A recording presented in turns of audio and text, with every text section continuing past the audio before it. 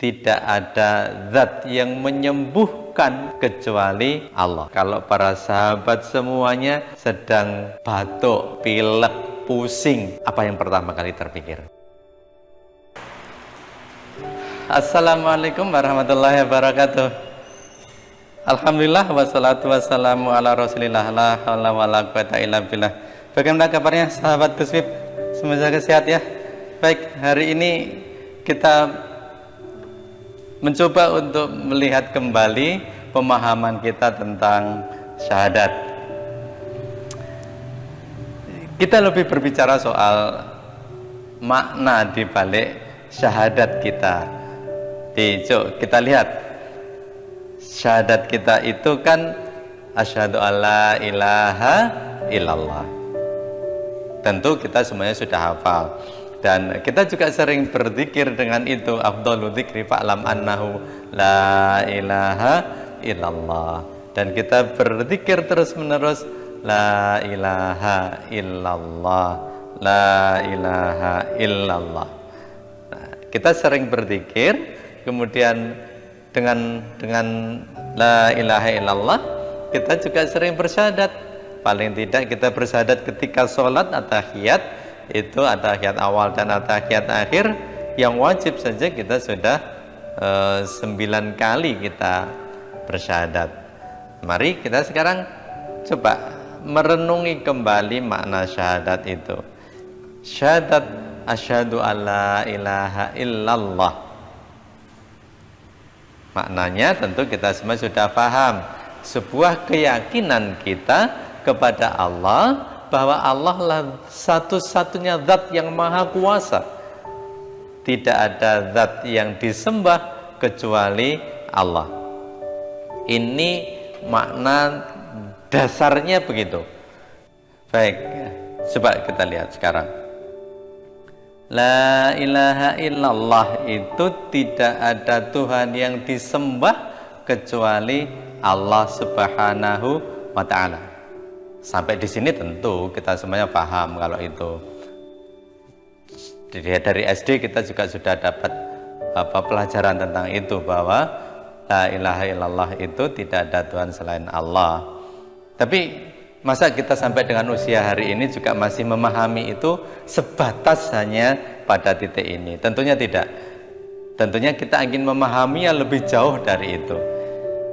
Nah, baik, sekarang kalau kita mengucapkan la ilaha illallah, sesungguhnya di dalam diri kita itu juga ada sebuah keyakinan.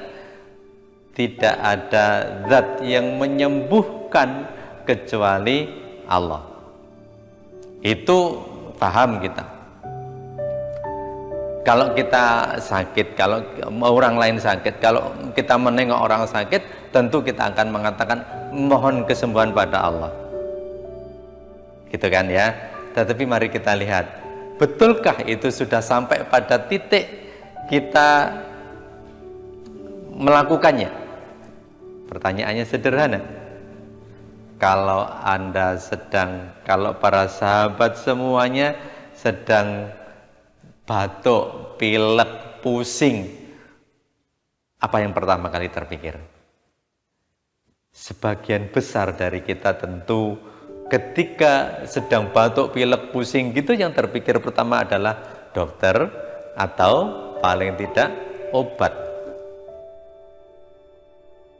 Padahal dalam diri kita kan punya keyakinan bahwa tidak ada zat yang menyembuhkan kecuali Allah. Tapi kenapa ketika sakit yang terpikir obat? Nah, ini yang jadi persoalan, bahwa sesungguhnya syahadat kita belum menginternal di dalam diri kita. Internalisasi syahadat itu belum ada berarti. Yuk, ketika kita menasihati orang sakit, yang kita nasihati selalu saja obat. Obatnya diminum rutin gitu. Obatnya minum rutin, minum obat apa belum, dan seterusnya. Dan anehnya kita ini punya keyakinan tidak ada zat yang menyembuhkan kecuali Allah, tetapi seringkali ketika seseorang sakit, dia ingat Allah itu kalau dokter sudah angkat tangan.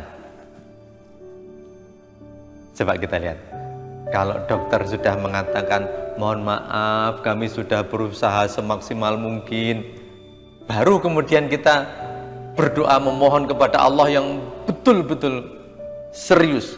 Sebelum itu sebagian besar justru mengandalkan dan menggantungkan kesembuhan itu pada obat, pada dokter.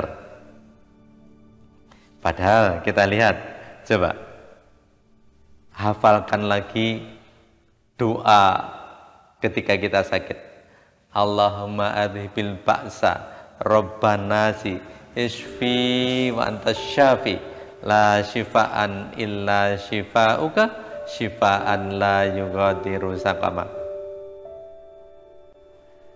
Di dalam doa ini kan ada la syifaan illa syifauka, tidak ada kesembuhan kecuali kesembuhan yang datang darimu. Doanya sudah benar, tapi sayangnya prakteknya yang belum benar. Nah, inilah yang kita sebut tadi internalisasi makna syahadat. Masih banyak soal ini, soal internalisasi itu. Kasusnya itu kan baru soal sakit. Nanti coba lihat, misalkan kita ini bersyahadat la ilaha illallah, juga di dalam diri kita, artinya kita sudah memahami bahwa tidak ada zat yang memberikan rezeki kecuali Allah. Itu kita sudah yakin semuanya. Tapi lihat sahabat, ketika seseorang tidak punya uang, kemudian dia di PHK, kemudian ada banyak kebutuhan, maka apa yang terpikir? Kebanyakan orang yang terpikir adalah hutang. Dia sibuk dengan mencari, berupaya bekerja, lupa dia memohon kepada Allah, lupa dia bersandar kepada zat yang maha memberikan rezeki. Nah itu, ini soal internalisasi. Yuk sekarang kita memulai belajar sedikit demi sedikit. Loh, kalau sudah begitu terus kemudian mencari minum obat ke dokter, bekerja, kedudukannya bagaimana?